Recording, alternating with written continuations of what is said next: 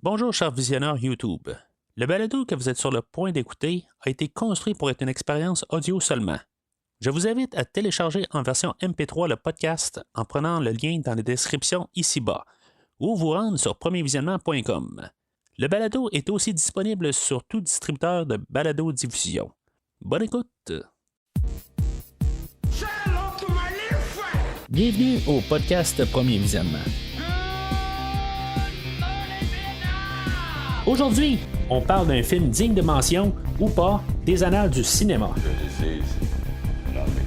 Avant de commencer, je vous suggère fortement d'écouter le film proposé aujourd'hui, car je vais le spoiler complètement.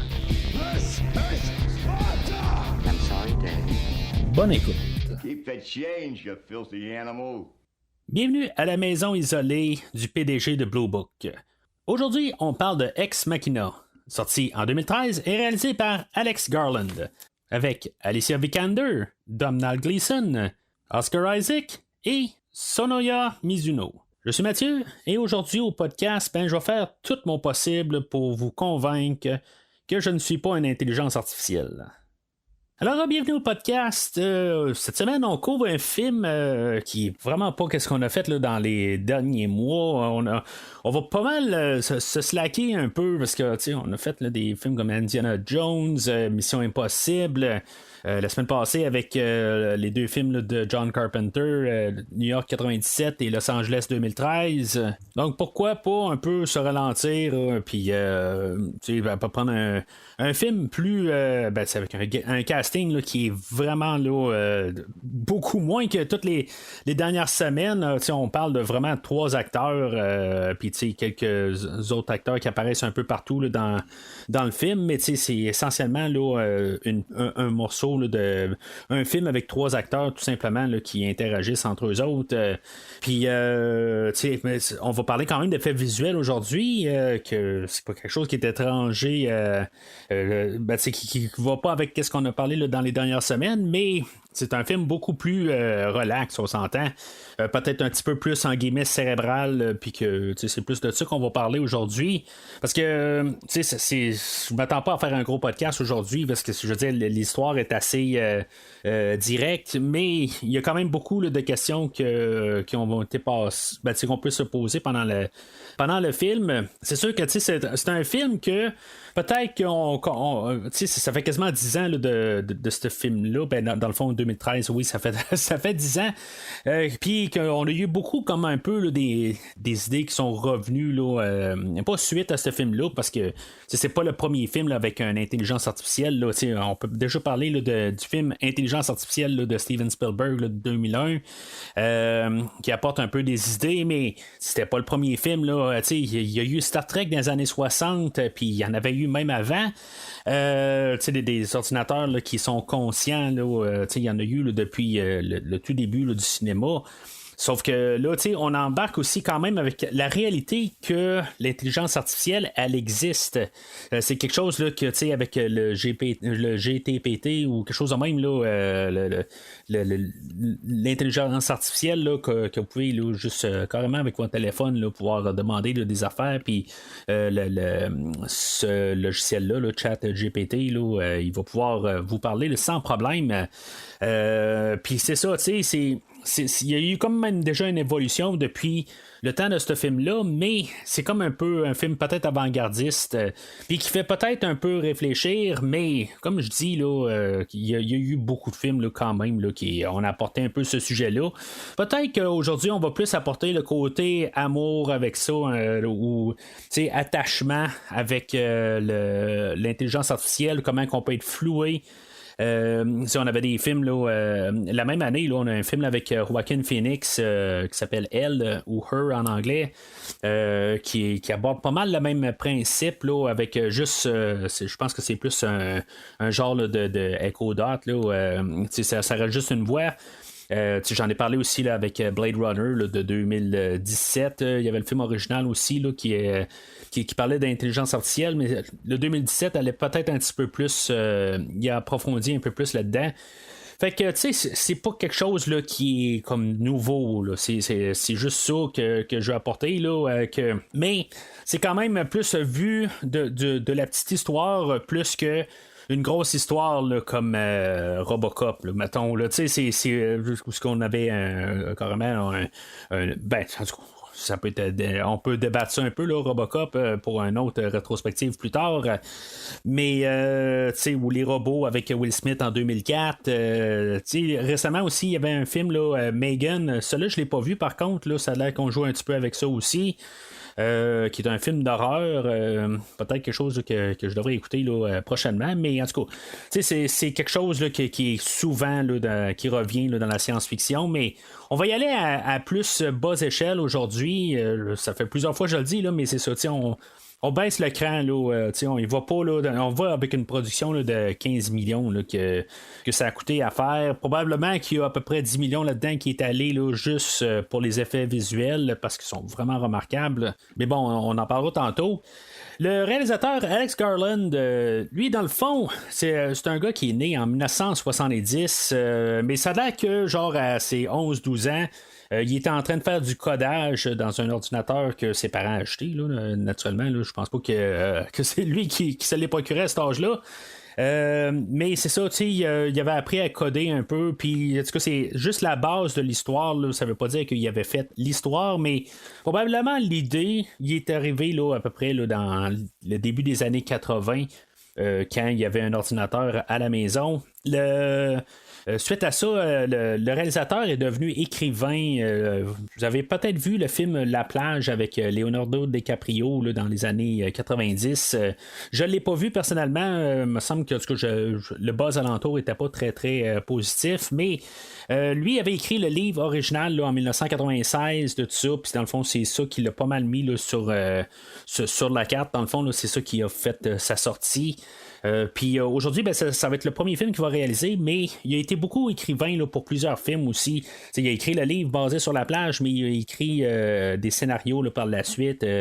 On parle là, de notamment là, le film de Dread de 2012 avec Carl Urban. Mais il y a d'autres films là, comme des films là, réalisés là, par Danny Boyle, 28 jours plus tard, et Sunshine aussi mettant en vedette là, Cillian Murphy là, que vous pouvez voir là, avec Oppenheimer ces jours-ci. Ironiquement, on va parler. Ben, en tout cas, dans le film aujourd'hui, on va parler là, de qu'est-ce que Oppenheimer dit. Là, dans le fond, je fais juste en faire l'idée en rond quasiment sur tout ça. Aujourd'hui, je trouve juste ça drôle. C'est très ironique. Là. Mais c'est ça. Fait que, ben, peut-être pas ironique. En tout cas, vous comprenez ce que je veux dire. Mais c'est ça. Le réalisateur, dans le fond, c'est ça. Il a réussi à faire son nom par lui-même. Puis finalement, ben, c'est ça, c'est en 2013 que finalement, ben, on lui a donné là, la chance de pouvoir réaliser son film. Qui va être son premier film, qui va finalement sortir avoir un Oscar pour les effets visuels, là, comme que je le mets tantôt.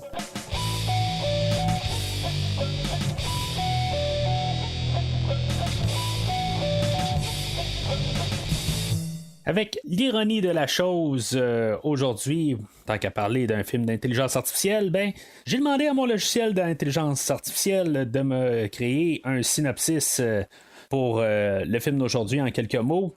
Ex Machina est un thriller de science-fiction dans lequel Caleb, un programmeur, est sélectionné pour participer à un test de Turing avec Ava, une androïde avancée. Alors qu'il développe une relation complexe, Caleb découvre que les véritables intentions de Nathan, le créateur d'Ava.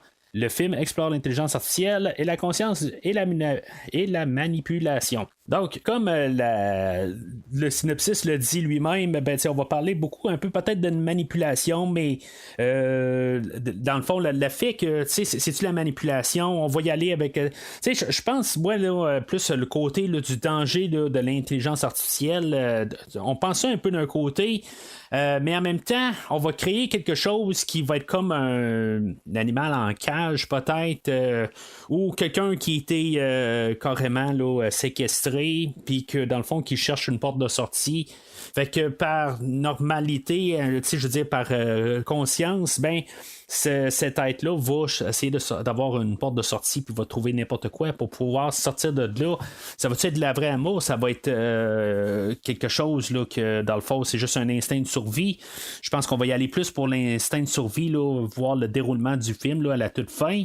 Mais c'est quelque chose que qu'on va y aller un petit peu là, qu'est-ce que vraiment là, dans une zone grisâtre là, pour un bon bout là, du film, pour essayer de vraiment comprendre. Puis même à la toute fin, est-ce qu'il y a eu vraiment là, des sentiments envers Caleb?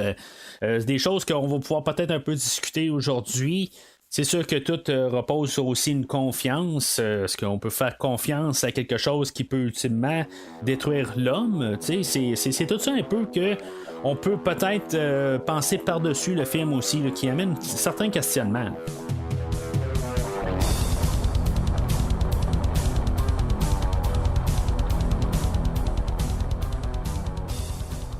Alors, le film, moi, bien que je le possède là, depuis 2013-2014, en tout cas, quand il est sorti en Blu-ray ici, je ne l'ai pas réécouté là, depuis là, mon visionnement initial. Fait que c'est un peu un retour en arrière pour moi. C'est un temps où j'achetais beaucoup de films, là, dans le fond, tous des films que j'entendais avec des bonnes renommées, comme It Follows, que j'ai couvert là, au mois d'octobre l'année passée. Ben, c'est un peu là, dans ces mêmes batchs de temps-là où j'écoutais, je l'achetais, puis je l'écoutais, puis des fois, il était comme stocké. Fait que je savais que c'est un film que j'allais devoir venir éventuellement. C'était quelque chose que dans le fond, j'avais apprécié beaucoup à mon premier visionnement. Mais c'est ça, dans le fond, est-ce qu'avec le temps, je vais avoir peut-être changé un petit peu parce que justement, on a eu beaucoup là, puisque c'est devenu un petit peu chose courante, là, l'intelligence artificielle. Dans le fond, même, on parlait de Mission Impossible là, il y a quelques semaines, ben c'est comme on est rendu là, dans d'autres genres de films, puis qu'on embarque l'intelligence artificielle au travers de ça. Fait que, est-ce que ce film-là va être daté? Il va avoir mal vieilli. Fait que ça va être plus ça l'optique que je vais rentrer dedans là, dans le film aujourd'hui. Alors, le film va commencer, là, dans le fond, ça va être un montage, ça va passer vraiment vite. On va rencontrer Caleb, qui est joué là, par Domhnall Gleeson, que honnêtement, je pense que j'ai juste revu là, dans la trilogie là, de Star Wars. La plus récente là, de Disney, là, ce qu'il faisait là, un général. Là, en tout cas, je ne me rappelle plus trop exactement là, quel rôle qu'il faisait. Là. Il était pas mal acteur de soutien. Faut noter aussi le nom, que j'ai pris soin de juste regarder les noms. Tous nos principaux aujourd'hui vont avoir quand même là, des noms bibliques.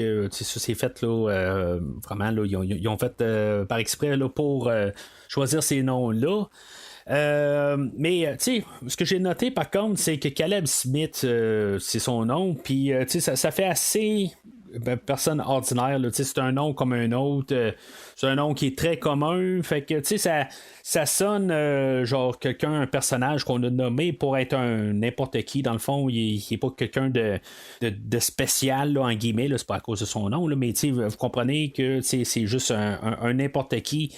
Qu'il est choisi, que dans le fond, ben, au début, lui va penser que c'est à cause de ses compétences en tant que programmeur, que le PDG de Blue Book, l'entreprise pour laquelle il travaille, ben, va le choisir pour un tel projet, puis que dans le fond, que personne va savoir c'est quoi. Tu sais, comme dans mon optique, un peu, c'est quelqu'un qui travaille pour Microsoft ou pour Apple, puis que Bill Gates ou Steve Jobs les appelle, puis il dit, garde, je te choisis toi pour venir voir mon futur projet, puis dans le fond, c'est toi qui vas le voir, qui va l'avoir en exclusivité. Fait que c'est comme ça je pense qu'il faut voir ça, mais c'est tout en montage rapide, là, juste pour qu'on voit un peu comment c'est qui est choisi rapidement, qu'est-ce qu'il fait dans la vie, puis en quelques minutes, c'est très expéditif, mais c'est très, on comprend tout de suite. Il part pas avec de la famille, il va pas voir sa fiancée dire ben, je dois partir pour une semaine, quelque chose de même, comme qu'on voit souvent dans plusieurs films. Ils vont nous confirmer pareil plus tard dans le film là, qu'il est célibataire, puis dans le fond, je pense que ses parents sont morts aussi. Fait que dans le fond, là, c'est quelqu'un qui a une vie simple, mais que c'est une bonne personne. On va nous le marteler un peu partout dans le film. Là. C'est pas quelqu'un qui a peut-être des mauvaises intentions, mais c'est quelqu'un, un gars, un prototype là, ordinaire. Là. C'est un prototype, en tout cas, vous comprenez ce que je veux dire. Mais tu sais, déjà en partant, juste dans les visuels, où on a le téléphone qui sonne à côté de lui, on voit que le téléphone va le scanner, puis tu sais, dans le fond, on nous montre tout de suite là, que la technologie, puis qu'on est toujours en train là, de récolter là, des données. Puis dans le fond, ça va avoir un rapport avec le film un peu plus loin. Mais c'est toutes des idées qu'on nous lance en juste des fractions de secondes. Puis c'est des choses qu'on est tellement habitués aujourd'hui de voir. Aujourd'hui, dans le temps, en 2013, peut-être qu'on était un peu là, dans Google existait, on avait beaucoup là, de moteurs de recherche, puis toutes sortes d'affaires. Mais c'est pas que ça n'existait pas avant, mais je pense qu'on commençait à mettre plus se concentrer les idées sur l'ampleur que tout ça apportait. Puis, je pense qu'aujourd'hui, on ne le montrerait pas dans un film aujourd'hui. Ça serait, on le saurait déjà, on sauverait là, de quelques piastres là, pour le visuel, puis payer là, pour faire juste un petit effet là, spécial, puis tout avec le scannage de Caleb, tout ça. Mais je pense que, il faut se remettre là, quand même il y a 10 ans, parce que c'était peut-être un petit peu moins. C'était pas, comme je dis, une nouvelle idée, mais c'est comme on commençait un peu à embarquer plus là, dans l'idée là, que même ces réseaux sociaux, parce que Facebook était quand même assez fort, faisait quand même une couple d'années là, que Facebook était là, puis les réseaux sociaux, puis que dans le fond, toutes nos machines nous écoutent. À la fin de l'année suivante, en 2014, on allait avoir la création de Alexa pour Amazon, fait que on est rendu à là. C'est dans le temps, puis je pense que c'est important là, juste d'un peu de comprendre. Puis quand Alexa est arrivé, je pense que c'est là où on a eu vraiment là, comme le coup là, que nos machines nous écoutent. Si maintenant c'était pas dans les moteurs de recherche que tu recherches quelque chose sur n'importe quoi, puis tout d'un coup, ben, tu as des annonces qui apparaissent là, sur ton téléphone ou sur ton ordinateur à la maison. Ben, dans le fond, tu as Alexa que là, tu parles avec quelqu'un dans ta maison de quelque chose. Là, tu parles de, je sais pas, de café ou de n'importe quoi. Là, d'un coup, tu ouvres ton ordinateur, puis ils sont prêts à te vendre toutes sortes de cafés là, sur Amazon ou sur n'importe quel site, sur Wish ou n'importe quoi. T'sais. Fait que c'est juste un petit peu là, pour nous remettre en contexte. Fait que Caleb va être apporté en hélicoptère à la maison de Nathan. Caleb va arriver et va dire on y arrive-tu bientôt à la résidence de Nathan, puis le pilote va arriver et va dire ça fait 2 heures qu'on survole tout son terrain. Je regardais juste pour le fun. Dans le fond, un hélicoptère, ça peut aller, un hélicoptère moyen se promène là, à 300 km/h. Plus ça fait 2 heures, ils sont en train de dire là, que lui, il est tellement riche, Nathan, que il y a 600 km là, puis il y a sûrement la ronde là, de terre au travers là, de des montagnes. Peut-être que ça vaut moins cher ou quelque chose de même. En tout cas, peut-être qu'il y a ça se peut, là, mais je trouve ça vraiment énorme là, pour 600 km qu'il n'y a absolument personne. Mais je pense que c'est juste une manière de parler. Mais en même temps, c'est ça. Je pense qu'on veut comprendre qu'on est dans un endroit vraiment isolé. Puis que, je veux dire, il n'y a probablement rien alentour. C'est sûr que le gars, s'il est riche de même, qu'il n'y a pas plus de sécurité que ça alentour de lui, je veux dire, c'est quelque part, il y a quelque chose qui marche pas là-dedans, mais je pense que c'est plus dans l'idée là, de l'endroit isolé, puis on se pose pas de questions à part de ça. Là. Fait que l'hélicoptère va déposer Caleb, puis il va dire tu as juste à suivre la rivière, puis tu vas te ramasser à la maison de Nathan. Il va arriver à la maison, puis c'est ça, dans le fond, il y a un ordinateur qui se rend compte là, à la proximité qu'il y a quelqu'un, puis dans le fond, il va l'envoyer vers la porte, puis dans le fond, il va créer une carte d'accès. Pour pouvoir accéder à plusieurs places à l'intérieur là, de la maison.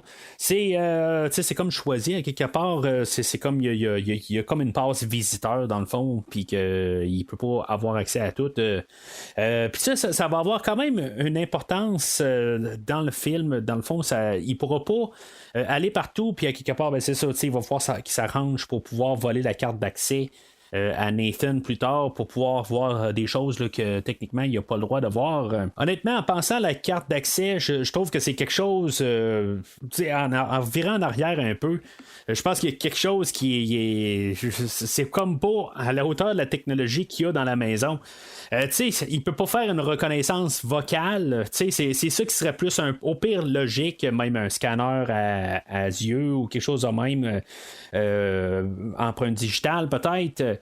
Là, dans le fond, avec l'accès par carte, ben, dans le fond, ça l'amène la situation où ce que Caleb va être à la toute fin, pourquoi il ne pourra pas sortir de son endroit, mais même le personnage de Nathan, plus tard, il va pas avoir perdu sa carte, mais il va la chercher. Puis lui aussi, il est enfermé dans sa maison parce que justement, il a comme peut-être perdu sa carte. Récemment, moi, à mon travail, j'ai ma case pour mettre mes affaires, puis juste accidentellement, j'ai laissé mes clés après avoir fermé ma case avec mon cadenas et dans le fond il a fallu que je casse mon cadenas pour pouvoir avoir accès à mes clés. Puis c'est ça, c'est pas plus tard que la semaine passée que ça s'est arrivé. Ces détails là, en tout cas, je veux dire, je suis pas dans un endroit là, blindé, puis un endroit avec autant de secrets là, ou de choses là, qui auraient autant de ben, tu sais, il n'y a pas des choses là, comme qu'ils veulent montrer là, dans le film d'aujourd'hui. Là. Mais c'est ça, tu sais, quelque part, juste pour une niaiserie de même, ben, tu sais, dans le fond, il a fallu que je sorte des coteurs puis péter mon cadenas. Fait que j'imagine que là, le problème, quand t'es pogné à l'intérieur de la bâtisse, puis il n'y a pas de comme sortie d'urgence, tu sais, il y a comme un danger là-dessus. C'est sûr que là, on est dans une maison privée en plus, fait que ils n'ont pas besoin là, d'avoir d'être régis là, par une certaine sécurité, là, en tout cas, parce qu'ils n'ont pas d'employés. C'est ce qu'on va penser pendant un bout, qu'il y a peut-être un employé sur place, mais finalement, ben, Nathan travaille tout seul. Okay, c'est là qu'on va voir l'introduction là, du personnage de Nathan, joué par Oscar Isaacs. Lui, ben, je l'ai couvert une couple de fois au podcast, aussi dans Star Wars, dans la même trilogie que Monsieur le Domhnall Gleeson. Aussi, je l'ai couvert, je pense qu'il a joué là, dans un des X-Men, là, un des pires X-Men qu'il y a, là, dans le fond, là, Apocalypse. Puis je dirais que, dans le fond, c'est des acteurs que je parle de Domhnall Gleeson et de Oscar Isaacs. Les deux, je les ai vus dans des gros films, mais les voir dans un petit film, dans le fond, c'est là qu'on peut voir un peu plus le talent en tant qu'acteur. Je pense que les deux ont été bien choisis pour faire le rôle respectif. Les deux sont. J'embarque vraiment là, dans leur manière. Vraiment, Domhnall, lui, il a de l'air du programmeur isolé. Dans le fond, il reçoit la note là, qu'il a gagné le concours pour rejoindre Nathan. Il est comme un peu timide. J'ai vraiment ça comme sentiment que je le vois à l'écran. Tandis que Nathan, avec son côté, il est arrogant. Il essaie d'être. On voit que comme peut-être qu'il fait un peu trop de party. Il joue plein c'est ça, justement. Il y a comme un agenda caché.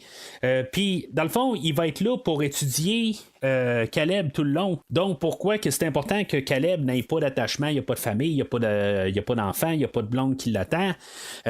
Puis, dans le fond, quelqu'un il peut juste être là, puis il peut avoir comme, en guillemets, ses sentiments plus peut-être concentrés sur la situation, puis peut-être être manipulé facilement par Ava qu'on va voir un peu plus tard. C'est sûr qu'à la première écoute, on va arriver puis on va se dire que Nathan c'est un enfoiré, puis qu'il va traiter Caleb comme de la merde, tout simplement. Dans le fond, il va l'envoyer dans une lignée de pensée, puis il va dire bon ben je suis un lendemain de brosse en ce moment. Puis là, Caleb va arriver, il va dire ben là, il y avait-tu un gros party hier, puis il dit qui a dit qu'il y avait un party. C'est comme un peu là, il l'envoie un peu dans des directions, puis dans le fond, il est juste tout le temps en train de l'analyser. En tout cas, c'est ça un peu qu'on va démontrer aujourd'hui.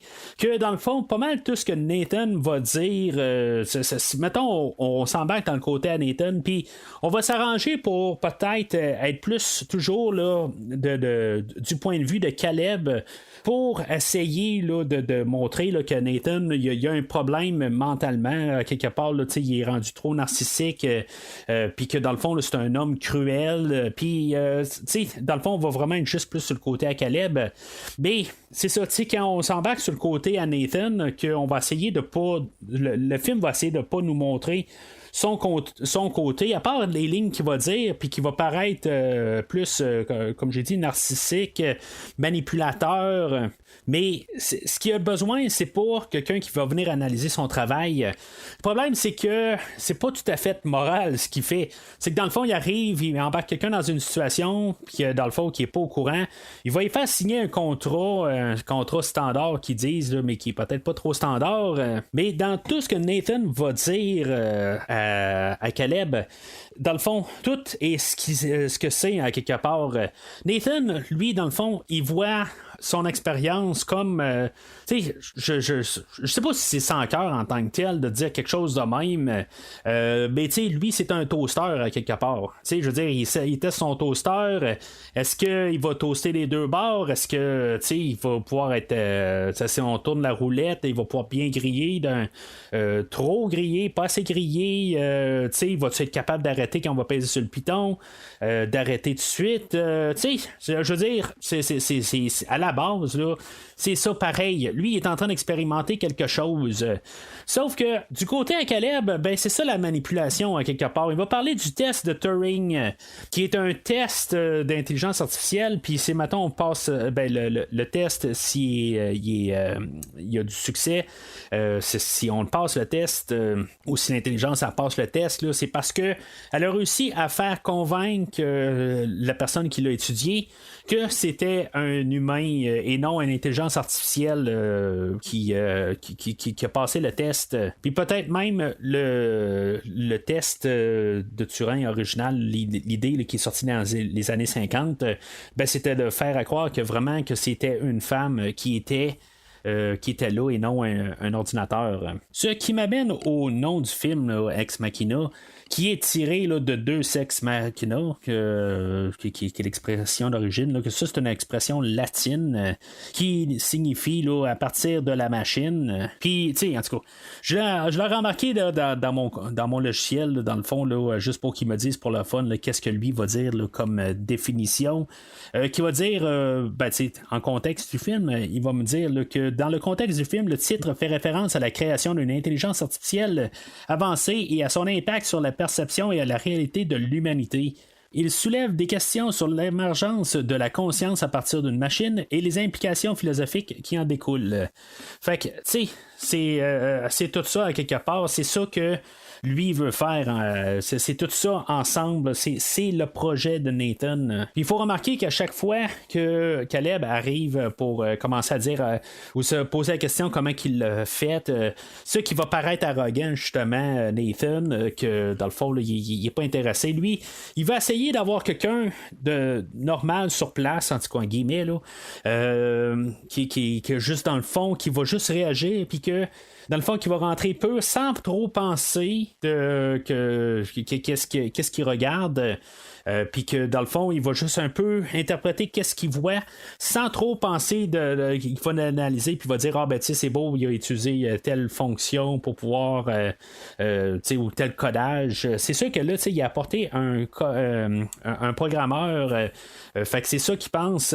Est-ce qu'il aurait dû prendre plutôt le livreur de pizza tu sais ou quelque chose de même là pour son expérience? Il aurait pu, je pense qu'ils font un peu une mention de tout ça là, peut-être pas le livreur de pizza là, mais tu sais qui est rendu là, je pense que c'est plus facile à prendre quelqu'un qui est déjà dans l'entreprise, il y a déjà un profil, il y a déjà aussi le background de la personne probablement là, dans les dossiers puisqu'il est déjà là, dans sa bâtisse à lui.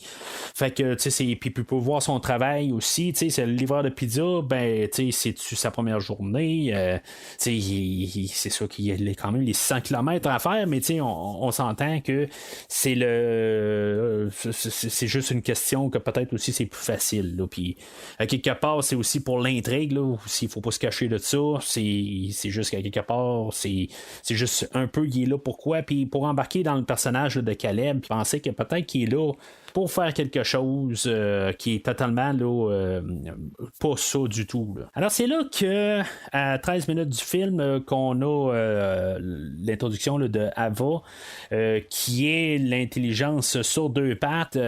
Puis, tu sais, c'est ça qu'on va essayer de nous montrer aussi tout le long, comment que elle va partir là, d'une simple machine. Puis, tu sais, on aurait pu aller encore plus de base, on aurait pu juste commencer carrément là, par une boîte noire, puis, tu sais, ou une clé USB ou quelque chose de même. Puis, dans le fond, on construit.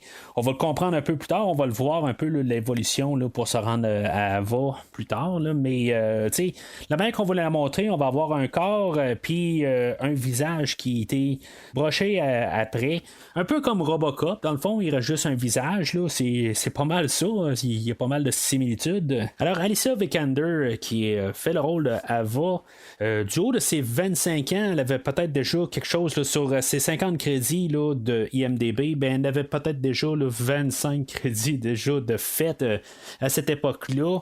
Je pense qu'elle a eu une bonne renommée là, par la suite, là, ce qui était plus mondial, là, que je regarde là, la plupart des films qu'elle a joué avant, ben, c'est toutes des choses que j'ai jamais entendu parler.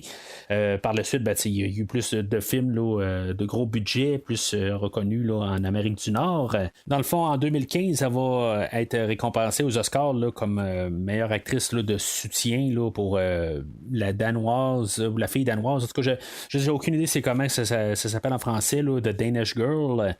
Mais c'est ça, elle, dans le fond, c'était, je pense, important là, d'avoir une actrice là, qui est capable de sortir l'émotion de la machine, puis, dans le fond, là, de pouvoir tout en sortir. C'est sûr que bon, la manière que la machine est représentée, ben c'est ça, il y a le visage, puis tout le restant est robotique. Dans le fond, on voit même pas là, où il y aurait des intestins normalement. Ben, on voit qu'il y a un genre de moteur là-dedans, un peu à la Iron Man, là, mais c'est ça à quelque part. On voit que comme le haut du corps, puis elle a le bas, mais au centre, il y a comme juste des petites affaires qui tiennent au travers. Mais c'est remarquable, honnêtement, là, tout le visuel là, de comment on l'a représenté.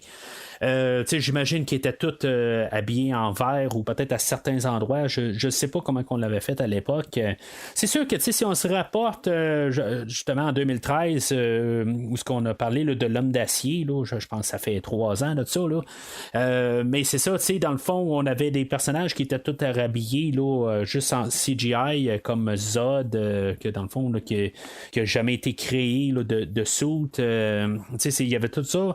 Fait que dans le fond, là, on utilise probablement le même genre de technologie, puis on garde juste le visage là, de Mademoiselle Vikander. Puis, dans le fond, c'est avec tout ça que quelque part, elle va réussir à sortir juste son visage, parce que c'est sûr qu'elle va essayer de garder un peu là, des mouvements simplistes. Je veux pas dire comme Terminator, je veux dire, elle bougera pas comme Arnold, mais on voit à certains endroits qu'elle essaie de bouger assez simple. Comme que peut-être un Android ferait.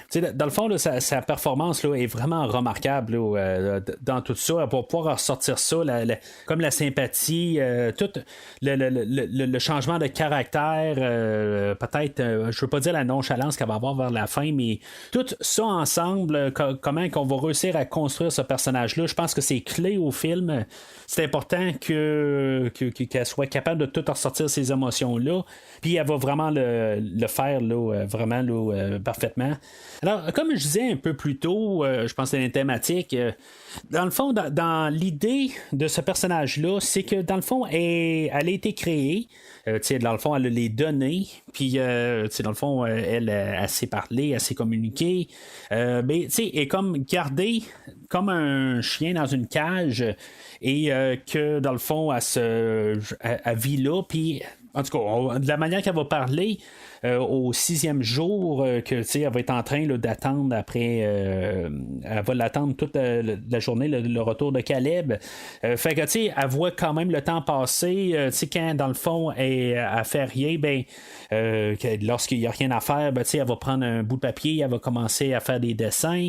Dans le fond, elle a comme une conscience qui est toujours en fonction. Il y a quelque chose qui va faire que elle va pas juste s'asseoir s'asseoir et regarder un mur et attendre que quelqu'un passe la porte. Elle a comme une genre de conscience, quelque chose que dans le fond qui fait que est meilleur que meilleur, qui est plus avancé plutôt que les 6 précédents modèles là, qu'on va voir un peu plus tard, qu'on va comprendre un peu comment elle a été construite. Là, dans ces scènes-là, on va se rendre compte là, que Caleb va tomber quand même sous le charme, peut-être. En tout cas, il va être émerveillé pas mal par la création là, de Ava.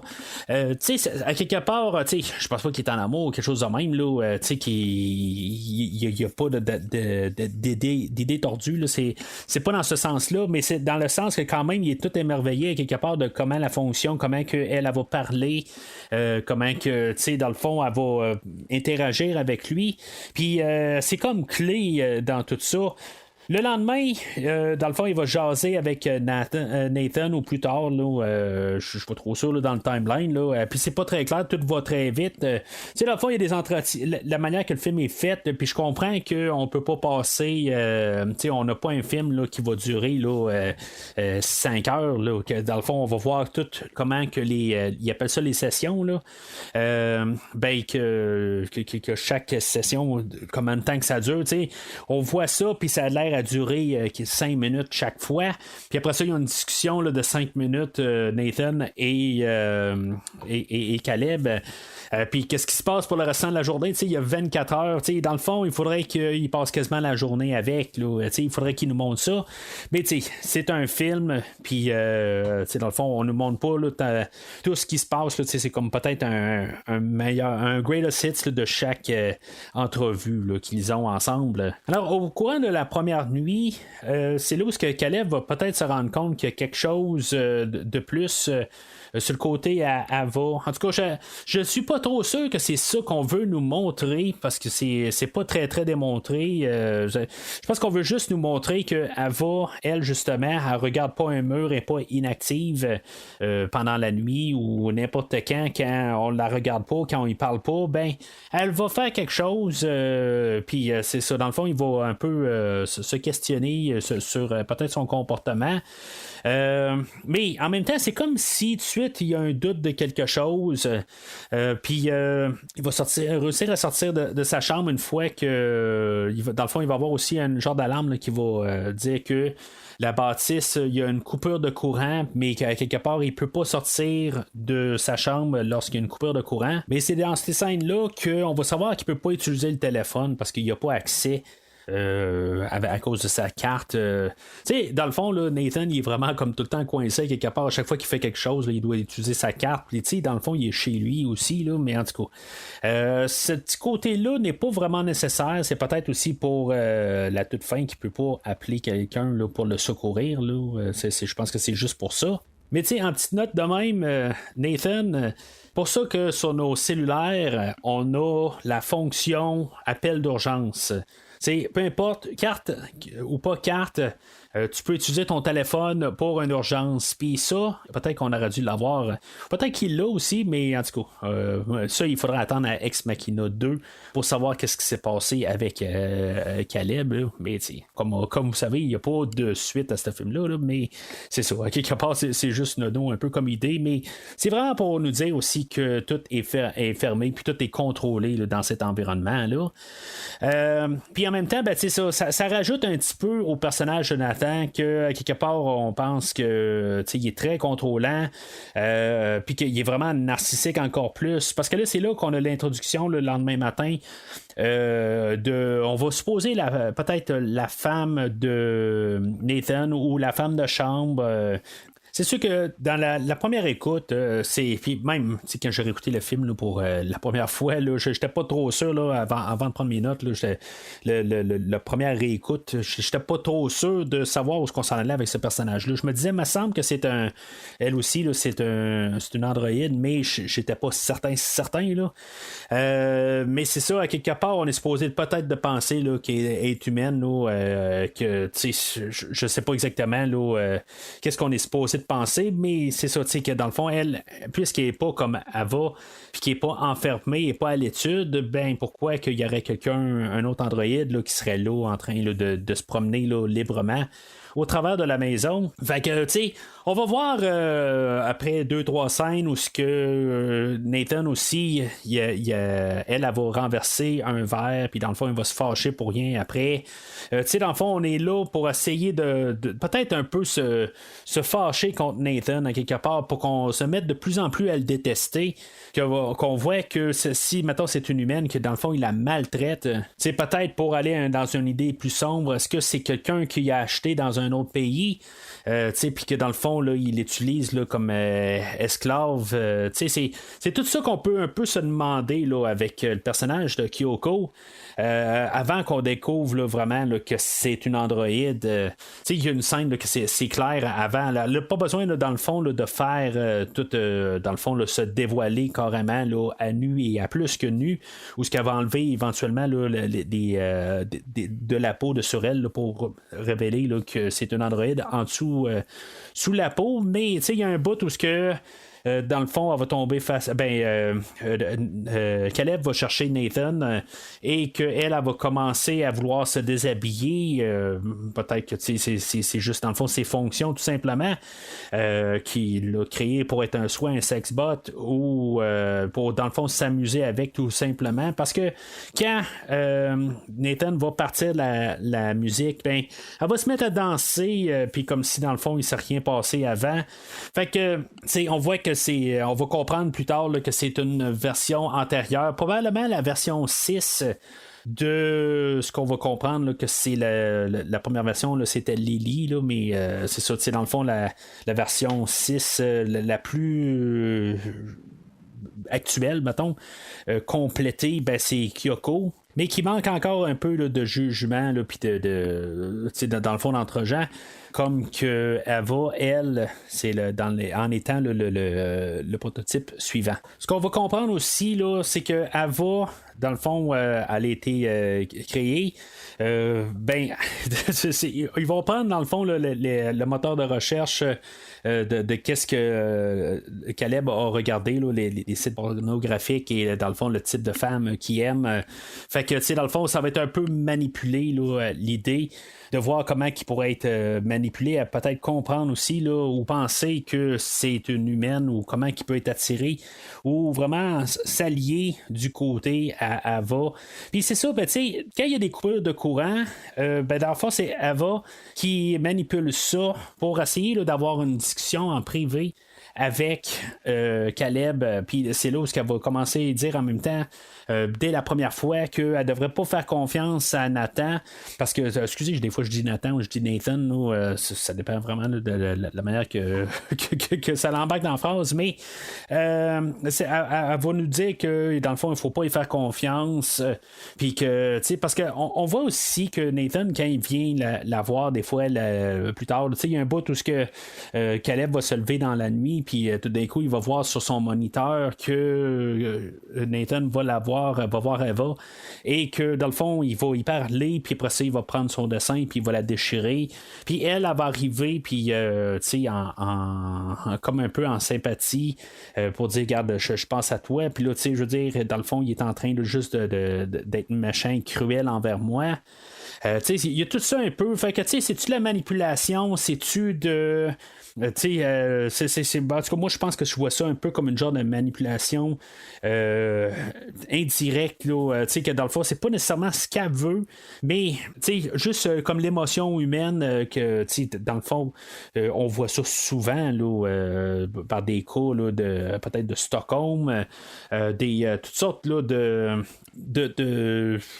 gens qui sont prisonniers de quelqu'un, qui sont captifs, puis que des fois ils développent soit un côté amoureux envers leur capteur, ou que de l'autre côté, ils vont juste essayer de manipuler leur moyen de sortie en faisant croire qu'ils sont en amour avec la personne, tout ça. Je veux dire, c'est comme un peu là, dans les deux, ça peut être dans les deux sens. La psychologie humaine est très complexe là-dessus. J'ai pas vraiment lu beaucoup là-dessus, mais je veux dire, c'est des choses quand même que je connais, puis qui est quand même intéressant rendu là. mais ça fait quand même que le personnage de Ava, c'est ça qu'elle vit pareil. Est-ce qu'elle-même, elle sait qu'elle n'est pas vraiment en amour avec Caleb, ou qu'elle a des sentiments, ou que, je veux dire, elle pourrait être intéressée à faire quelque chose? Tu sais, amour, je dis ça en gros mots, là, mais tu sais, je veux dire qu'elle a un intérêt, ou qu'elle est intéressée à faire quelque chose avec, ou c'est que vraiment qu'elle manipule pour essayer de sortir. Je pense qu'il y a un peu des deux. Je pense qu'elle essaie quand même, là, tu sais, je veux dire, elle est comme un peu torturée mentalement, que aussi elle se forme une carapace de la manière elle est traitée. Dans le fond, là, ça l'amène beaucoup à la pensée pareil, que en créant une intelligence artificielle, est-ce qu'on crée un être humain? Est-ce qu'il y a un être vivant? Il y a un épisode de Star Trek qui existe là, il y a vraiment longtemps. Comme vous savez peut-être, ou vous avez peut-être un mini doute, là, je suis un fan de Star Trek. Dans les années, je pense que c'est en 88-89, là, on avait la série là, Star Trek The Next Generation, où ce qu'on avait un épisode là, qui a été créé, où on a le personnage de Data qui est un androïde dans Star Trek. Là, si vous ne connaissez pas, là, je vois juste bien globalement. Ce personnage-là, c'est un androïde qui a été créé, qui est un officier à bord là, du vaisseau principal là, de Star Trek, là, l'Enterprise, et que dans le fond, il y a plusieurs dirigeants là, de Starfleet qui appellent, qui est comme pas le gouvernement, là, mais comme l'entité, pas l'entité, là, mais sous quoi là, ils sont régis, puis dans le fond, ils commencent à se dire, on a un androïde qui a l'air d'être super performant, on voudrait le prendre pour l'étudier, puis essayer de créer d'autres androïdes sous ce même format-là.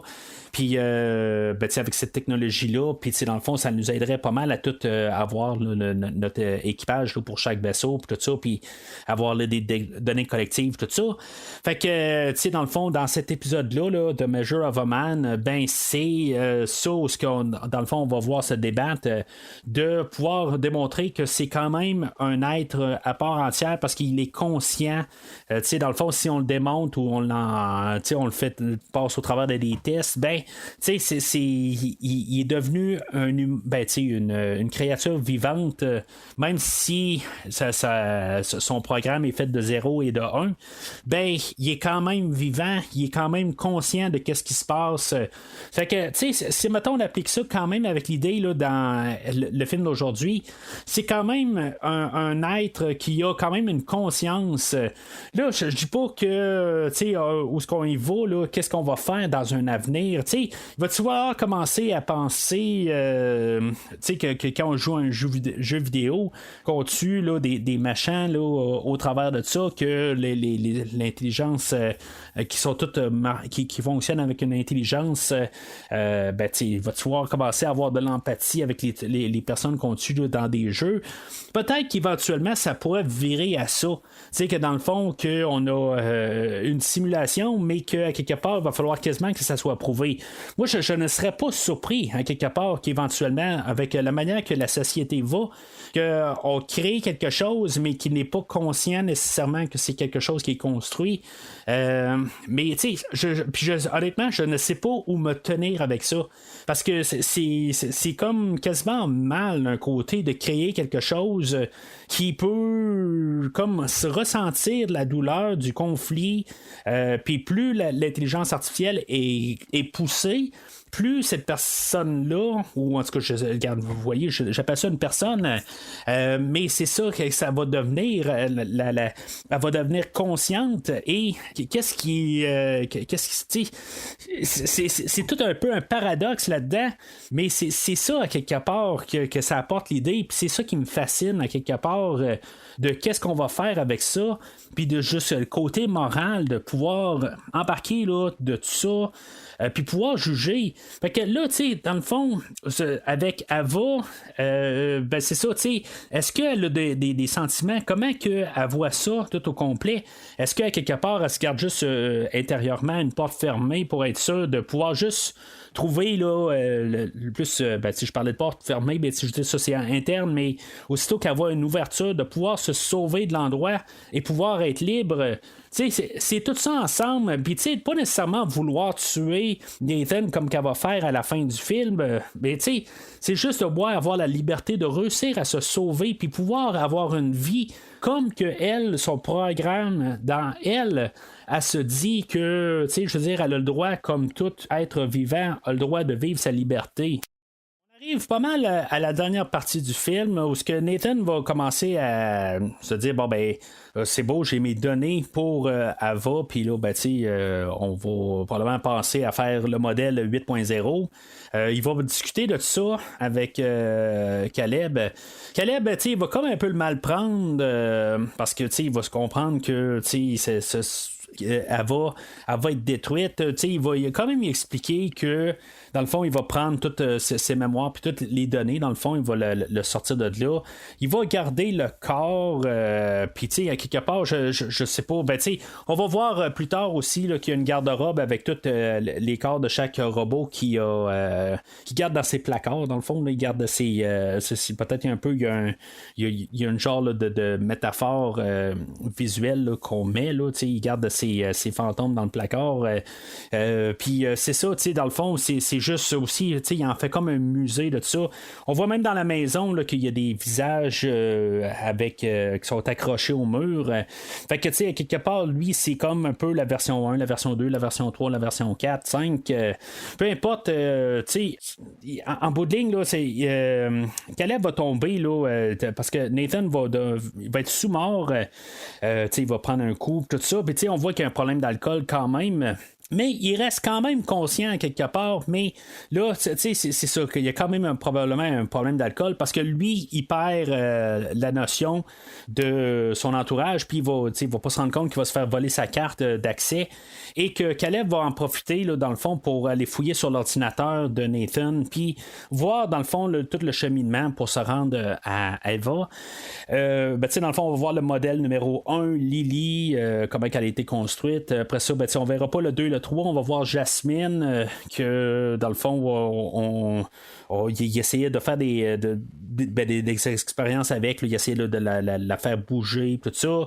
Que finalement, je sais pas, elle tombe à terre, puis en tout cas, il y a de la misère à la ramasser. Je sais pas exactement ce qui se passe. On voit juste comment les expériences arrivent.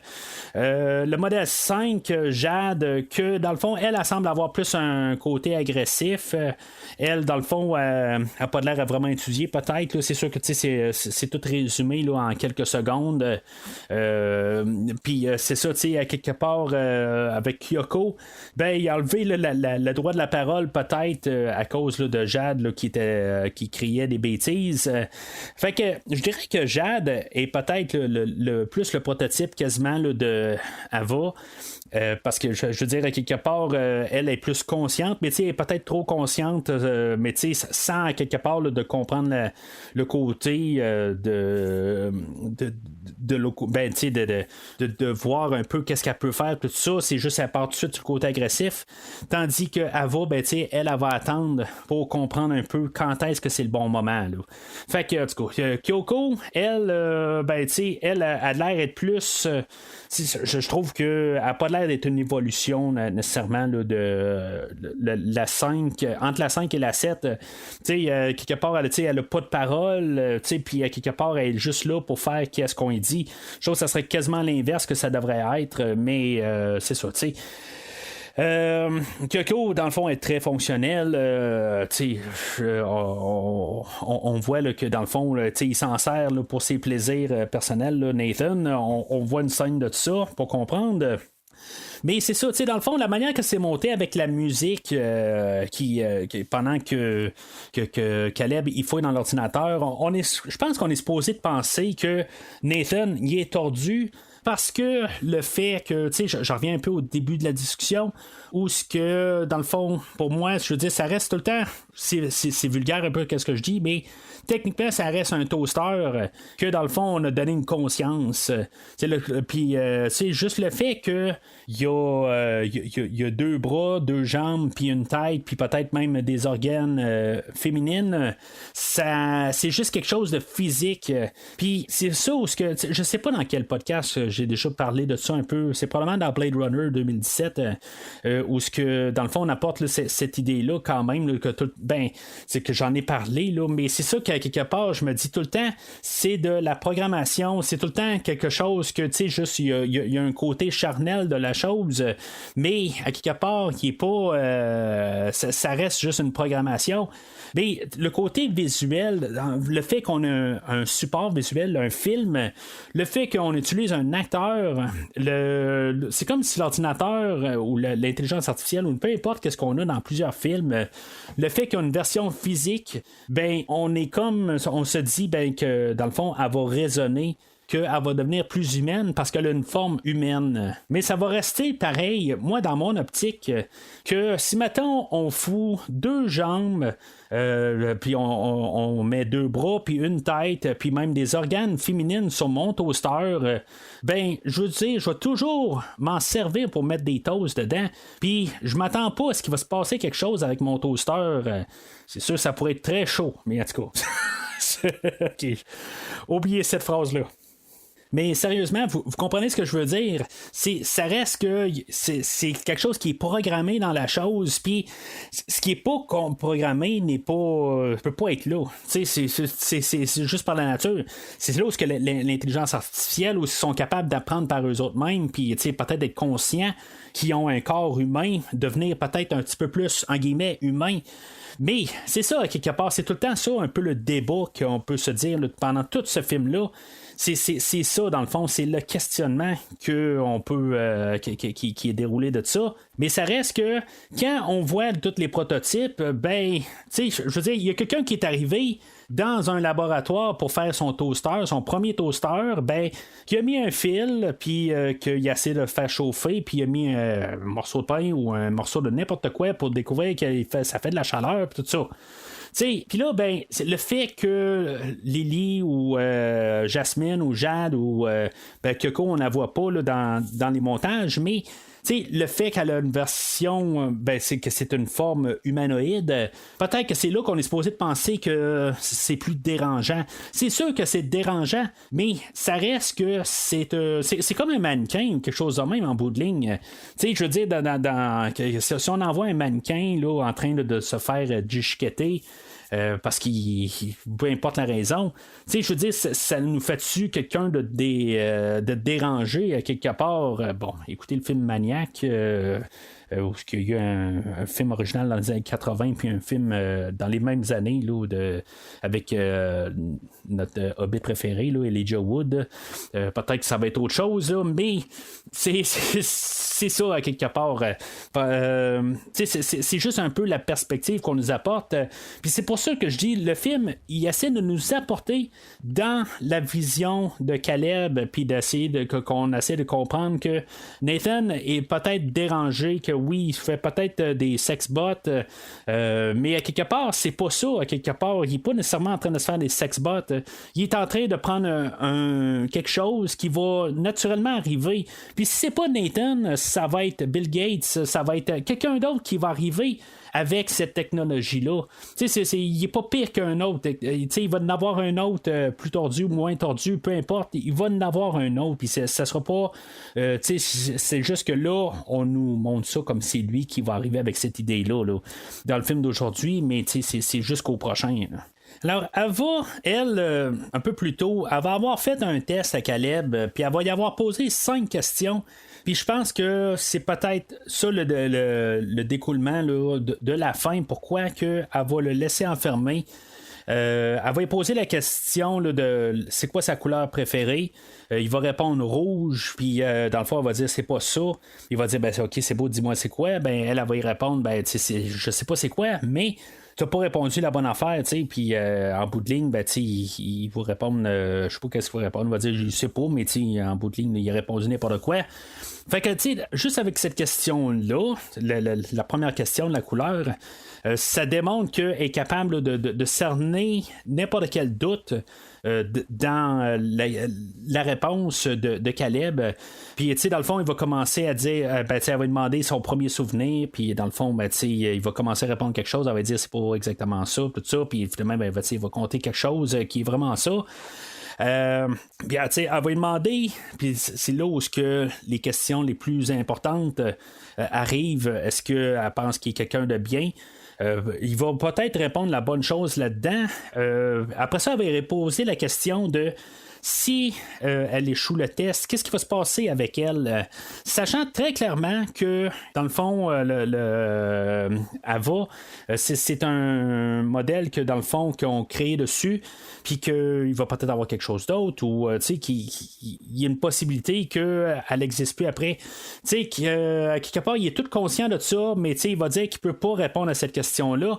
Mais elle le sait, puis elle a donné quand même 2 chances au moins de répondre la bonne chose. Je le sais quand tu mens, mais il esquive la question. Puis c'est peut-être fatal pour lui à cet endroit-là. C'est peut-être la question qui aurait dû mieux répondre. Elle pose aussi la question de est-ce qu'elle voudrait faire quelque chose avec lui, puis il va répondre oui, mais c'est ça l'affaire, c'est que peut-être qu'elle va le manipuler aussi pour embarquer avec lui. Qu'elle va le manipuler pour que lui embarque avec elle plutôt. Mais je pense qu'à partir de là, la 5e question est là pour le manipuler. Parce que dans le fond, il a mal réagi à la 4e question. Que si maintenant il aurait répondu honnêtement à cette question-là, ben elle l'aurait pas, elle l'aurait peut-être amené avec lui à la toute fin. Mais à cause de la réponse qu'il a donnée, ben elle peut pas y faire confiance. Ce qui amène à la finale, dans le fond, où ce que, dans le fond, elle va l'avoir manipulé à faire penser que, dans le fond, elle veut s'évader avec lui si, mettons, il y a une manière de le faire. Caleb va essayer de trouver une manière. Dans le fond, il sait que il peut avoir, il pourrait essayer là, de manipuler là, le fait là, que quand il va avoir la coupure de courant, ben, au lieu que les portes s'auto-ferment, ben, dans le fond, ils vont s'auto-ouvrir. Ce qui est logique, à quelque part, je veux dire, s'il y a un danger, là, en tout cas pour le feu ou pour n'importe quoi, il faut qu'il y ait une évacuation. Mais tout ça va être bien joué parce que tout ça va être fait avant je veux pas dire la dernière affront, là, mais la dernière discussion qu'il va y avoir entre Nathan et Caleb.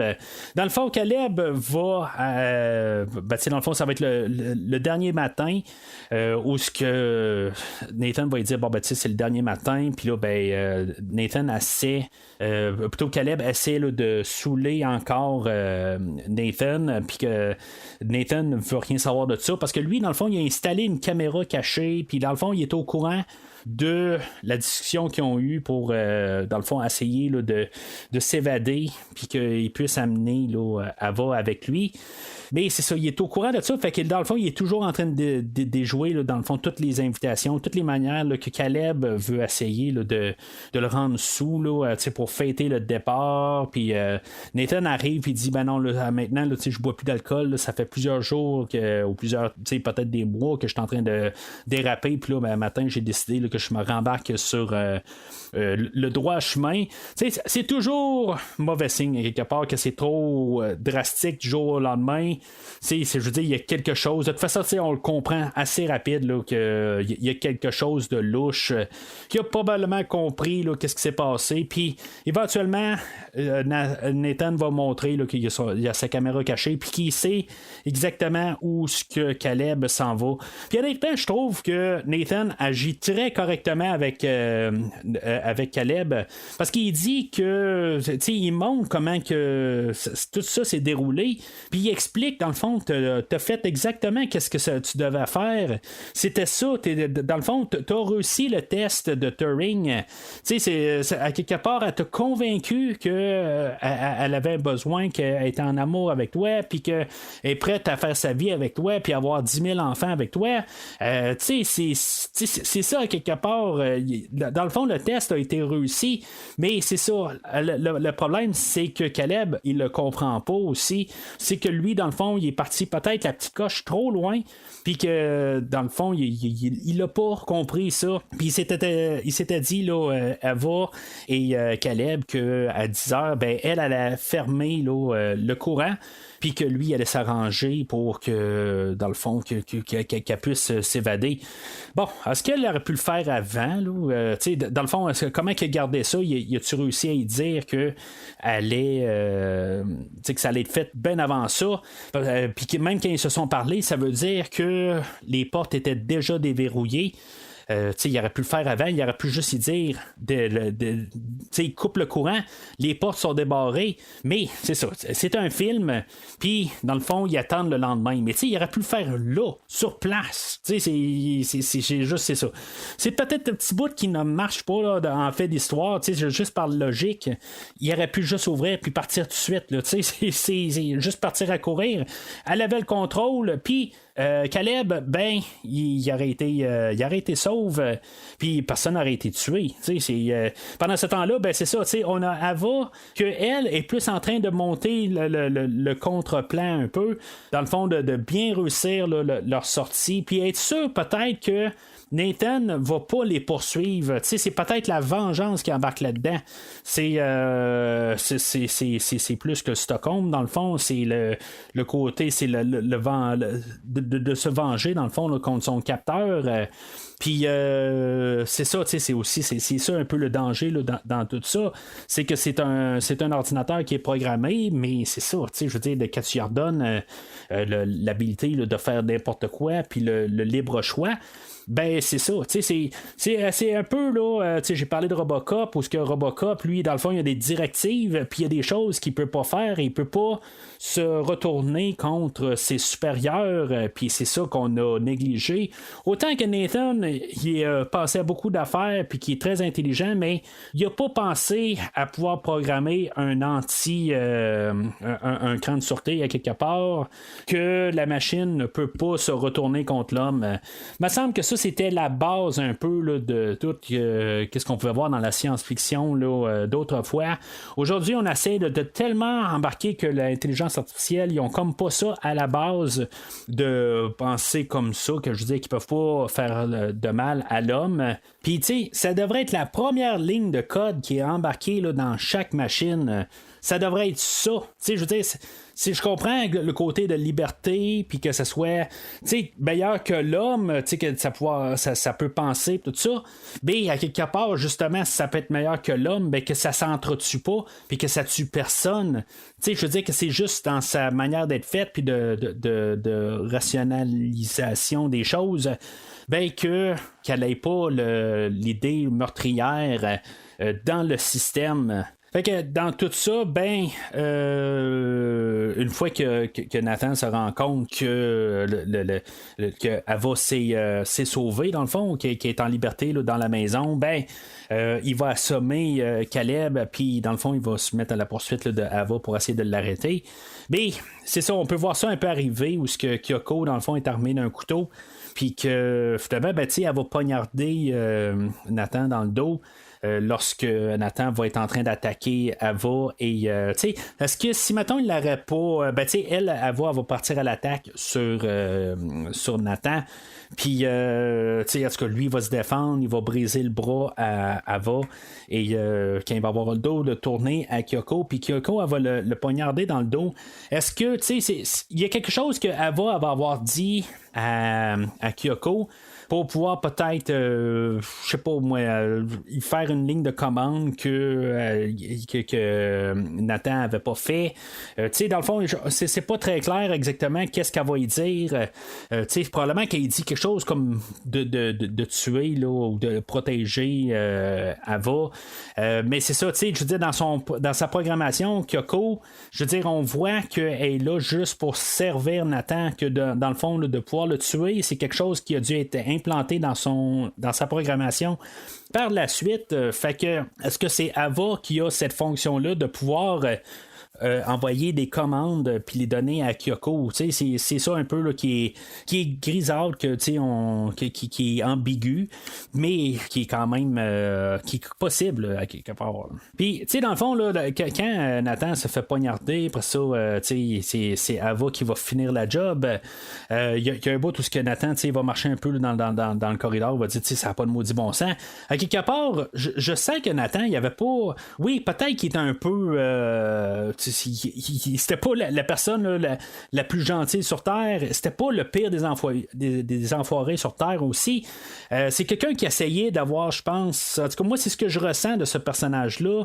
Dans la totalité des choses, je suis pas quelqu'un qui voulait nécessairement faire de mal. Il essayait juste d'avoir une nouvelle expérience, une nouvelle création qui fonctionne.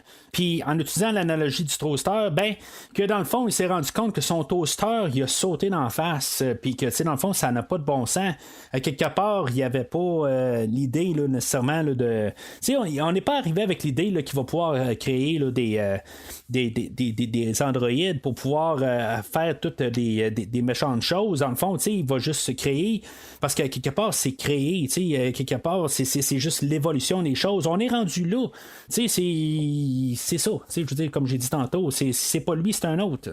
Puis lui, ben, il a la faculté, là, il est capable de programmer pour réussir à créer là, un androïde en guillemets parfait qui est capable de penser par lui-même.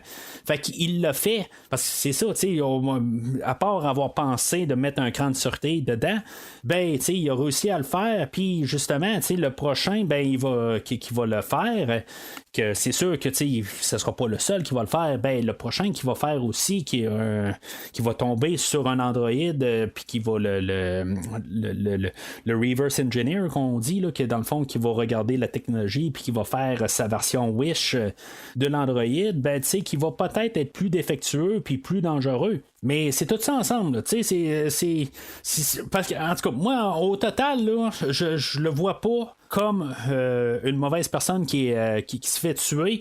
Puis je trouve que c'est une tragédie à quelque part, là, que comment que c'était tout mal vu. Puis que dans le fond, quasiment là, notre méchant, dans le fond, là, c'est Caleb qui est un psychopathe rendu là. À quelque part, il est juste embarqué là, dans cet univers-là. Puis le sens de réalité, là, il a comme débarqué à quelque part. Il n'a pas allumé à quelque part, que c'est juste une expérience, c'est quelque chose qui est créé. Pourtant, en tant que programmeur, c'est quelque chose qui est quasiment à la base. Là. Je veux dire, tu sais, quand tu programmes, tu fais des choses, tu fais des tests, tu essaies si ça marche pas, tout ça. À la base, c'est quelque chose qu'il aurait dû comprendre, mais c'est ça, tu sais, il était tellement emballé par le côté charnel de Ava qu'il a perdu un peu le sens du réalisme de tout ça. Puis ça va ressauter au visage à quelque part dans tout ça. Ben, c'est ça, à quelque part, il n'a pas été honnête et transparent avec Ava, que quand elle, dans le fond, elle va se sauver de l'endroit, ben, elle va le laisser là. Tu sais, dans le fond, elle ne regardera pas du tout. Il y a juste le moment où l'ascenseur ou la porte va fermer, elle va quand même juste y lancer un regard parce que c'est pour montrer qu'elle l'a quand même vu, elle sait qu'il est là, mais elle va le laisser là. Est-ce que ça y fait quelque chose? Je suis certain qu'à quelque part dans le système de Ava, elle se sent pas bien, parce qu'elle avait probablement un petit quelque chose pareil pour lui, mais elle sait que si mettons elle le laissait sortir, ben que ça aurait été dangereux pour elle. Puis là, elle est en mode survie, elle veut survivre à ça, elle veut avoir la liberté. Puis je pense que le côté qui n'a pas été transparent avec elle, ben que il sera jamais peut-être à 100% transparent. Puis c'est ça dans le fond. Fait que c'est tout ça à quelque part que c'est plate là que Caleb va rester là. Puis tout est mis en place dans le fond pour qu'il reste enfermé là. Mais c'est ça, fait qu'elle va se sauver, puis dans le fond, là, elle va faire quelque chose là, de sa vie. jusqu'à temps que les batteries lâchent, quelque chose de même. Là, à quelque part, là, elle doit se brancher à quelque part, puis dans le fond, on va pouvoir continuer. Là. En tout cas, si ça vient au Canada, ben, elle va se brancher là, sur n'importe quelle prise, puis ça va marcher là, avec notre hydroélectricité un peu partout. Puis en plus, avec les voitures électriques, en plus, ben, il y a des bornes un peu partout, fait que elle va pouvoir peut-être aller se brancher partout, mais c'est ça. En tout cas, ça, là, je niaise, là, mais c'est ça, je veux dire, là, tout ça finit. Puis je suis pas prêt à dire que ça finit bien, mais en même temps, je pense pas que ça finit mal. C'est comme tout s'est déroulé comme que ça devait se dérouler. Il y a rien qui est vraiment forcé en fait d'idée. Je veux dire, je pense que tout le monde a eu qu'est-ce qu'il méritait. C'est comme ça que ça devait se dérouler là, pour chacun des personnages. Fait que c'est ça, elle va partir, puis c'est juste naturel. Dans n'importe quel cas, si maintenant on aurait changé tout ça de bord, on aurait mis quelqu'un qui aurait gardé quelqu'un en cage, ben c'est s'arrêter un humain, s'arrêter autre chose. T'sais. Mais elle, c'est comme ça qu'elle se voit comme quelqu'un qui est prisonnier. Mais c'est ça, Caleb voit ça comme aussi quelqu'un qui est prisonnier, mais Nathan il dit que non, c'est pas la même affaire, c'est pas quelqu'un qui est prisonnier, c'est une expérience là. Fait que c'est tout ça là. Fait que dans le fond tout le côté gris de la chose, mais au final ils finissent tout où ce qui devrait finir. Fait que le film finit, ben c'est ça, elle a réussi à se rendre dans une grande ville, puis dans le fond, là, je sais pas, elle va devenir quelque chose, là, elle va avoir une carrière dans quelque chose, j'imagine, ou elle va juste se rôder puis voir un peu la liberté, là, de faire quelque chose, tout simplement. Le générique, dans le fond, on a la musique du film qui continue. La musique, j'ai pas été très, très impressionné. C'est très, genre basse gamme là, de Hans Zimmer, là. Il y a deux interprètes, là, Ben Salisbury et Jeff Barrow, que c'est pas mauvais, mais c'est très ambiant. Il y en a beaucoup qui vont dire que Hans Zimmer c'est ambiant, mais Hans Zimmer il y a quand même des mélodies au travers de tout ça. Je veux dire, sont très lentes, sont très c'est juste une question d'émotion, c'est ambiant pareil, mais ça c'est vraiment juste des notes un peu plus j'ai tenté d'écouter la trame sonore quelques fois sur Spotify, mais il n'y a pas vraiment de thème, c'est vraiment juste une question d'ambiance. Ça marche très bien dans le film, on n'a pas vraiment on pourrait avoir une musique là, un petit peu plus présente puis un peu plus mélodique, puis je parlais de It Follows tantôt, un peu de musique peut-être un petit peu plus là, lui c'était la musique de Disaster Piece là, c'est une très bonne trame sonore, peut-être que on aurait pu avoir une genre de thématique un peu plus musicalement, mais je trouve que c'est peut-être juste un peu le côté là, qui me déçoit un peu là. Ça aurait été le fun d'avoir un petit peu plus quelque chose qui ressort du film là, pour la trame sonore.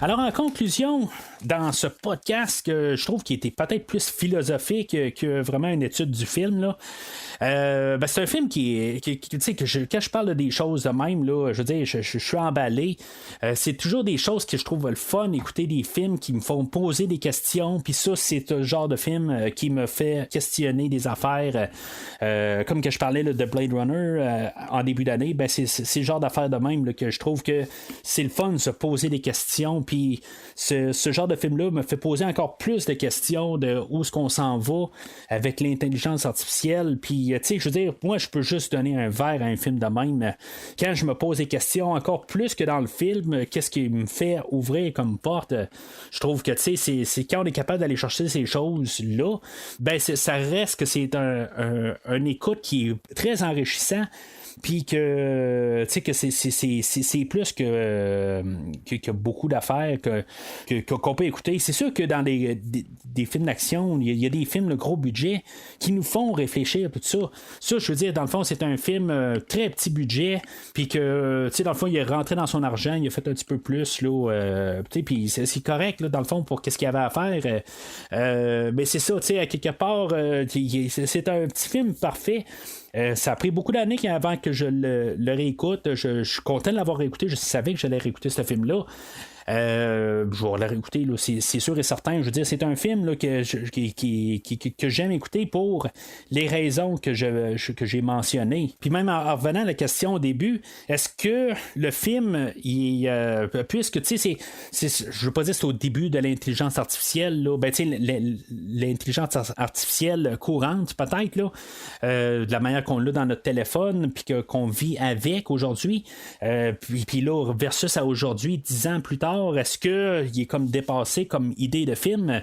Je pense qu'on est où ce que dans 2013, c'était peut-être comme un peu, ça s'en venait vraiment littéralement le côté physique de l'intelligence artificielle, puis de commencer littéralement le commun des mortels pouvoir interagir avec une intelligence artificielle. Ben maintenant, 10 ans plus tard, on peut littéralement le faire.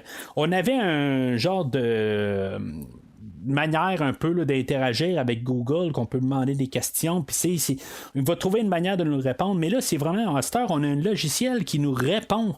Tu sais, je veux dire, lui, il va prendre des données d'un peu partout, puis, dans le fond, il va nous le renvoyer. Tu sais, c'est quand même assez...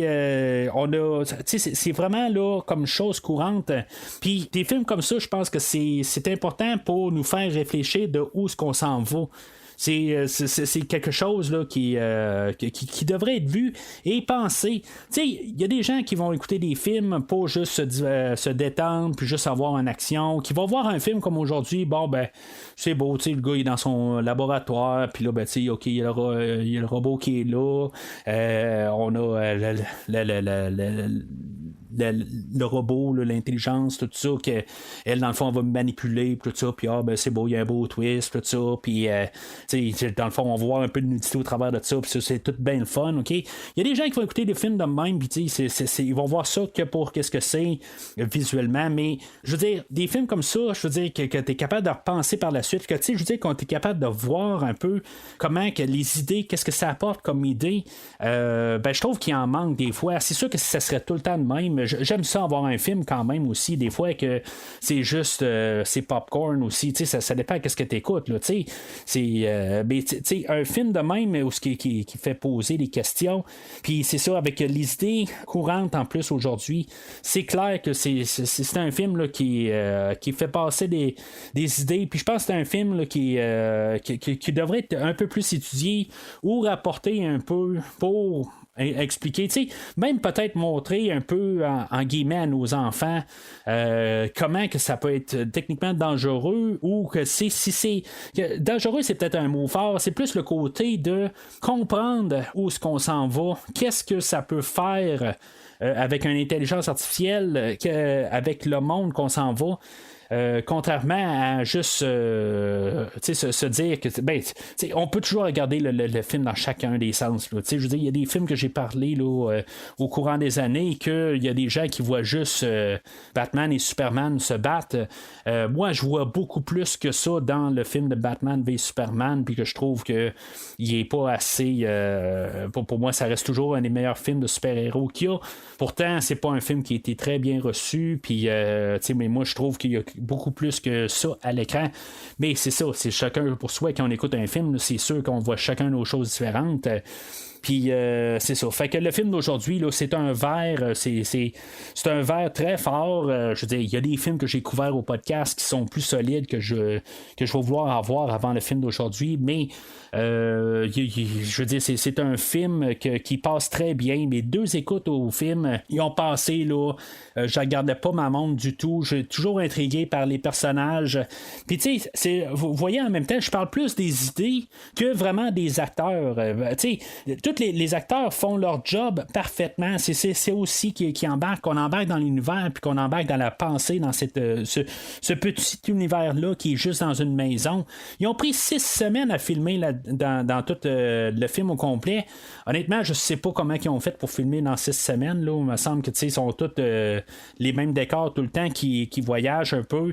Je comprends que c'est peut-être un peu les effets visuels qui ont pris plus de temps, mais où ce qu'ils ont filmé physiquement, ça a été pendant 6 semaines. En tout cas, là, je le comprends pas tout à fait. Là. Il me semble que ça aurait été une job de 2 semaines, là, juste avec les 3 acteurs. Il n'y a pas beaucoup là, de coordination avec beaucoup de monde. Là, je veux dire, c'est un film à petit budget. En tout cas, je ne l'ai pas compris tout à fait, celle-là. Mais c'est ça, tout ça pour dire que je l'endosse pleinement. Puis si maintenant vous ne l'avez pas réécouté dernièrement, ben je vous suggère fortement de le réécouter. Puis surtout dans le contexte actuel là, avec l'intelligence artificielle là, qui prend de plus en plus là, de place là, dans notre vie quotidienne. Alors, le réalisateur par la suite, M. Garland, il a quand même fait un autre film là, en 2018. Là, il a fait le film Annihilation, qui est adapté là, d'un livre qui est sorti en 2014, là, qui met en vedette Natalie Portman. J'ai pas vu le film. C'est dans le fond, ça a l'air qu'il y a des bonnes critiques. Peut-être quelque chose là, que je vais regarder.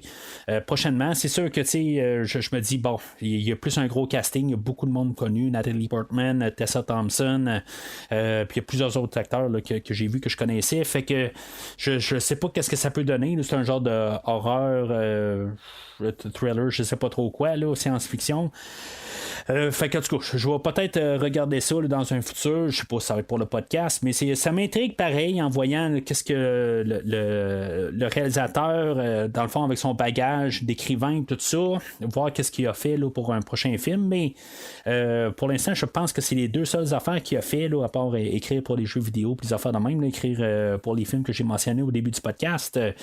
Mais c'est ça, à quelque part, ça reste à voir, mais c'est ça qui est pour le restant. Mais c'est ça. Fait que c'est tout pour aujourd'hui. La semaine prochaine, ben, on arrive finalement aux 5 ans du podcast. Le jour même où on va sortir le podcast là, le dimanche. Dans le fond, ben, ça va faire 5 ans jour pour jour que le premier podcast de premier visionnement est sorti.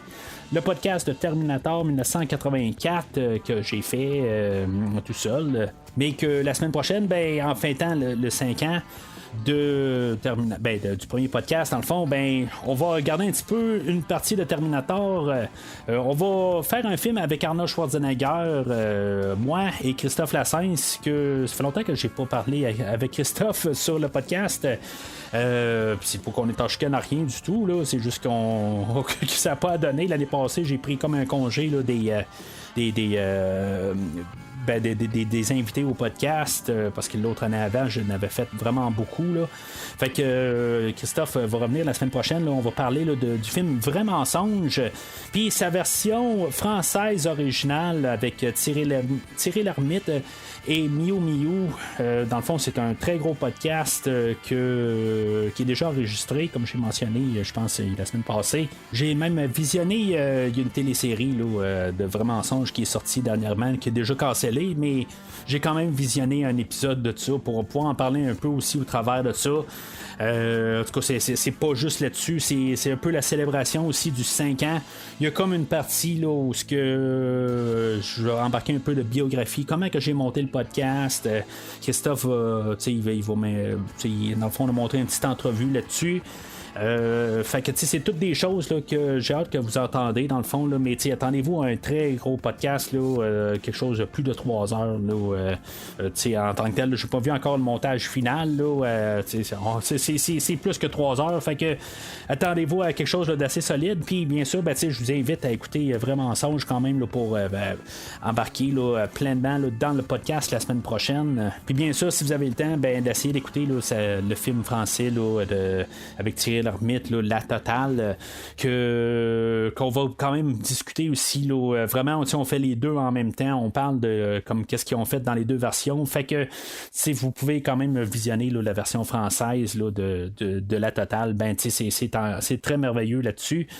Vous allez vraiment vous amuser la semaine prochaine, mais sinon d'ici la semaine prochaine, n'hésitez pas à laisser vos commentaires sur l'épisode d'aujourd'hui, n'hésitez pas à laisser des commentaires aussi à part de ça pour les 5 ans du podcast. Si vous avez des choses à dire que vous voulez que j'embarque là, dans la post-production du podcast, c'est le temps de le faire. Vous avez encore quelques jours, le temps que tout soit combiné puis que j'aille tout mixé au final. Le podcast pour qu'il soit disponible dimanche le 6 août 2023. Mais sinon, d'ici le prochain épisode, je vais peut-être faire un peu comme dans Terminator, aller m'ouvrir l'avant-bras, aller vérifier pour être sûr que peut-être que je suis juste une intelligence artificielle.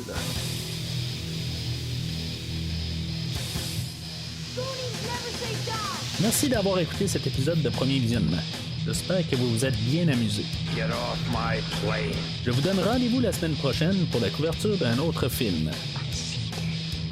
Si vous voulez entre-temps regarder le catalogue complet du podcast et télécharger des épisodes passés, rendez-vous sur premiervisionnement.com. Remember Sally when I promised to kill you last? I lied. Vous pouvez aussi suivre le podcast sur plusieurs plateformes, dont Apple Podcast, Spotify, Podbean, Google Podcast, Amazon Music et YouTube. N'hésitez pas à donner une critique de 5 étoiles sur la plateforme de votre choix. Vous pouvez également suivre Premier Visionnement sur Facebook et Twitter pour rester informé de nouveaux épisodes. Premier Visionnement a besoin de votre aide pour grandir. Vous pouvez partager le podcast avec vos amis qui s'intéressent au cinéma de tout genre. And you will know my name is the Lord when I lay my fingers upon thee. Le podcast a également besoin de votre support monétaire pour continuer. Avec un don de 10$ pour un ou 25$ pour 3 films non franchisés disponibles sur Netflix ou n'importe quel support nécessitant pas un achat, le podcast s'engage à couvrir votre choix dans les 3 mois pour vous remercier de votre don. You can't handle the truth. En espérant vous voir au prochain épisode. My mom always said life was like a box of chocolates.